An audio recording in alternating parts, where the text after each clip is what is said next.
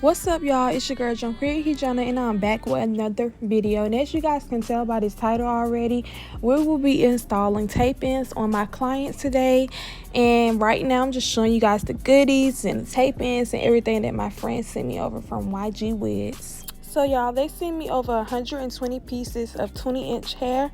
Now with a normal client, y'all, we will usually use more bundles, but her head was very small, so we did not need as much. But let's get right into this video, you guys, and I hope you enjoy everything. I hope you guys take notes, and make sure you comment below. Make sure you like this video. Make sure you subscribe to my YouTube channel if you have not already, and I will see you guys in the next video.